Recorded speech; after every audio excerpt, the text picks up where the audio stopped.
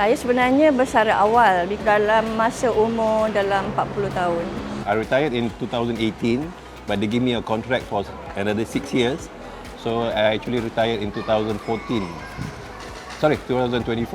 Pakcik saya pada umur 50 pada tahun 2005. Lepas saya pakcik buat syarikat sendiri. Dah sini syarikat pakcik dah umur 25, 20 tahun lebih lah. Masih berjalan lagi. Saya bersara awal dalam 45 tahun dah bersara dah. Bersara dah. Clearkan hutang kereta, rumah, so that bila kita tua kita tidak ada hutang. Hidup tanpa hutang. Itu target dia lah. Nak hidup selesa je.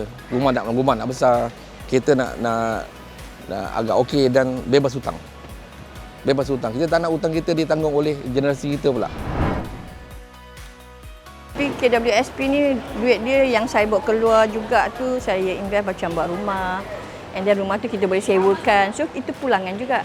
Kita mesti tahu invest keuntungan. To buy a house and also to invest.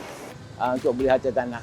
Kita gunakan duit KWSP tu untuk modal perniagaan. Simpanan tu untuk kita begin new life. Dan selebih tu kita gunakan untuk keperluan kita bajet untuk dalam 15 tahun. Kita kena berjimat lah. Kena berjimat. Kena buat simpanan. Sebab apa kos perubatan kesihatannya meningkat naik. Orang muda ni jangan buang masa lah. Ada kerja, just kerja, simpan duit, nabung. Sebab masa berjalan terlalu cepat. So kalau dah tu tak ada duit, kalau you kena serang penyakit, you nak macam mana? Insurans kan pun bukan murah.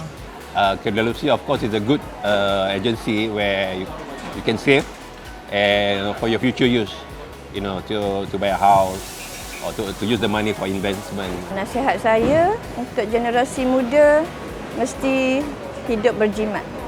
Berjimat, jangan hidup leisure dan membazir. Kita tak nak macam generasi muda ni kadang-kadang dalam umur muda dah bankrupt.